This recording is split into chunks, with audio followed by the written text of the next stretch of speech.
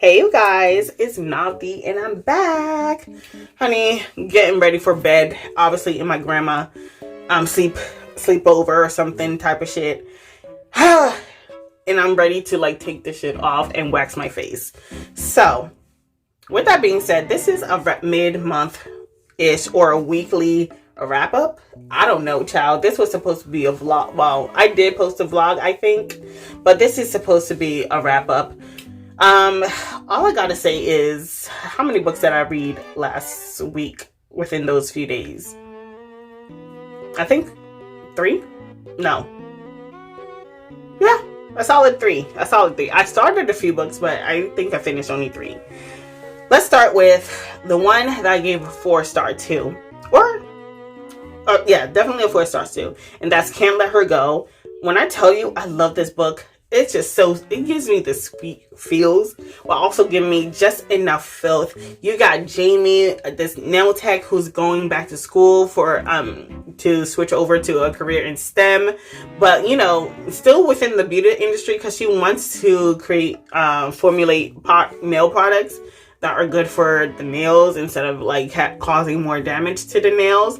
So that's why she's just switching over to STEM. And of course, you have Peaches, who is a barbershop owner, and she is the oldest daughter, and Jamie is the middle child, and they're both the own girls, right? And she just like, listen, I'm ready to start my other business, and they're friends to lovers type of trope. It's a black romance, and she actually has another book called Can't Resist Her.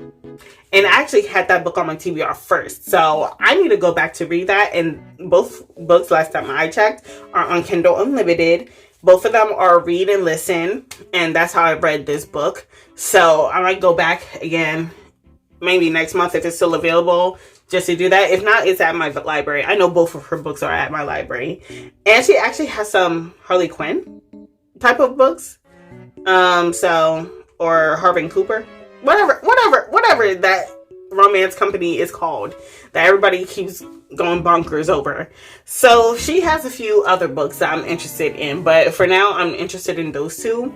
And I did give this 4 stars instead of 5 because of the third breakup act, whatever that thing is called. Let me tell you something. I felt like they did not need to do all that because they had such good communication. Yes, both of them could be frustrated at each other, and sometimes I, the reader, could be frustrated at the both of them, but they were really expressing their feelings perfectly well to each other. I just think that they just need to communicate a little bit more,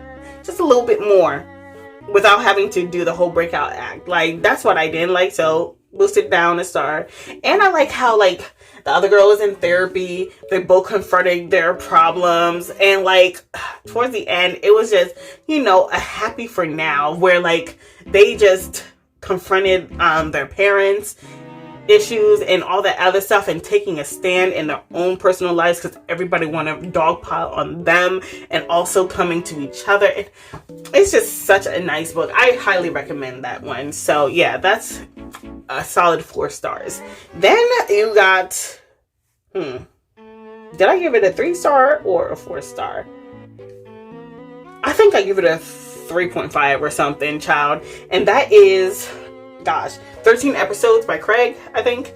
Child, it's a huge roller coaster. So you start off, the premise of this book is you have this paranormal investigation team that is on their on the first season, but it's the final episode, and they're trying to go to this extremely haunted, infamous house that the scientists back in the 80s or 70s was experimenting in, and they disappeared, and they had a few weird stuff going on with the experiments with the test subjects in the house, and they decided to go investigate. And this was supposed to be the final episode of that season in hopes that they will get a second season. But in this final episode, it's more personable. The chat, because at first they started off on YouTube and then they went to corporate, which I guess that's some people's goals. But it's like, ever since what happened with, I don't know if you're on this black side of, ever since, what's his name? Funky Dineva, he went on to Fox Soul And after a while, that's when he quit. He recently quit sometime last month or like last year in December-ish. Around that time, around that season. And he was like, listen, I'm better off sticking to my YouTube channel because I make more money off my YouTube channel. I was like, damn, on a network like Foxhole like that. And, you know, so now they're like, now I see people are auditioning for Foxhole who are also on YouTube, but it's like to fill that, you know, social media role. But I feel like, honey, you are better off, like Lovely T said, you are better off creating your own networks, being your own boss on this stuff, because at any point they could cut your shit off. Or at any point they could like do your stuff. Like, that's why Lovely T, I'm gonna keep talking about her because I love her. That's my girl. But like, she started her own app with notifications. She started her own green room, because you know Spotify, they used to have a green room, which is like a copy of what's that iPhone app called, Clubhouse. So Spotify, they had that, but they ended it. And honey, let me tell you, Lovely T's green room was popping. I love her green room. Now there's still some problems with the app because I'm having trouble logging in, but I'm just gonna shoot her a message like, hey, this is my problems, let me know. But like, yo, she has her own green room and everything, and she would post it on her Spotify podcast, so you can still listen back to it. And I have yet to go into the app yet for that part, but yeah, she's like better off building her own empire versus going on someone else's stuff, versus where it could easily shut down, like how Spotify green room ended, or like other stuff. And not to mention the check not coming in versus creating multiple avenues of income. Yeah, so that's what Funky Dineva did. He basically went back to his YouTube channel, was like, yeah, it had to do more with money than anything else. And now they're sending shade to each other, child. I wasn't paying much attention unless they went viral anyway, so I was like, oh well. Plus, I unsubscribed from Funky Dineva for a few reasons, but that's besides the point. I'm glad that he went back to his own stuff. Anyways, that's besides the point. Now they went to corporate. Sorry for that side tangent. Now they went to corporate, and now it's up to them. And here's the thing, right? Since they went to corporate, I wonder, even if the season decided to and they decided not to pick up another season, can't they go back to YouTube unless it's in a contract? Like, no, we own the rights now. See, that's what I don't like. See, that's what you got to be careful of. But it's already falling apart anyways with the interpersonal connection. Then you got the one black girl in the whole who had some more sense, but at the same time, I was kind of disappointed in her. That's all I got to say. It's just so trippy towards the end. I will say that. Like, at first you're building up, it's a slow build, and if you read the book, I know the book is mixed media because you got text message. I'm pretty sure you'll probably have documents, but since I was listening to mostly audiobook, I did remember flipping through the pages when I first checked it out a few months ago that, oh, okay, it's mixed media. But if you watch my vlog, you'll see me go bonkers over certain events that happen towards the end, because it really picks up towards like the last 1/3 of the audiobook, or at least book. So all I gotta say is that one guy, he deserved it. He deserved it. That's all I gotta say. And I'm glad that a certain character survived the madness of this house. That's all I gotta say.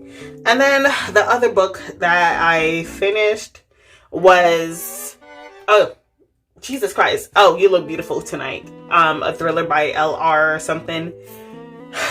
2-star. Number one, the reveal and the whole using mental health as the crazy person trope. I cannot stand that shit at all. It just gave me the ick. And I don't know what I was expecting, but I was expecting a little bit more, because I was like, oh, is it this person? Is it that person? Is it multiple people? What the hell is going on? But basically, you follow this librarian. She feels invisible. She's mostly an introvert. And then her friend signs her up for a dating app without her permission, mind you. I go on a whole rant about that. And basically, she gets hit up by someone, but it ends up being a stalker.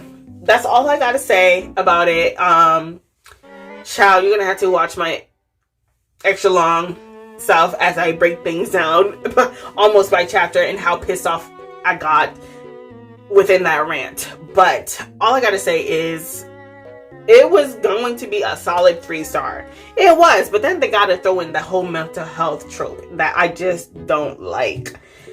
Especially with what that character went through early on in life. It just left an ick in my gut, child. So with that feeling, I'm just like, now you gotta go into a 2-star, to be honest.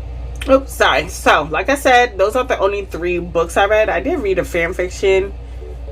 If you want to hear it, it's called A Demon's Price by Sarah Spacey. I don't know. I do not know how to be pronouncing these people's. Actually, was it 2? I think it was 2. The other one is a reread of a fan fiction that I like. But basically, it's a standalone with Sakura and Madara. Madara is the demon, of course. Sakura is some kind of FBI agent or something. And it gets steamy. And it's cum inflammation. Wow. Finally. I hadn't besides, maybe 3D and hentai, but I hadn't seen that in like a fan fiction in a while. So actually this is my first time seeing it in a fan fiction. So I was like, I wonder if I should see if there's some in a few books, to be honest. Okay, that's enough information on me. And I'm gonna leave that link down below if you're also into that couple. So bye bye for now.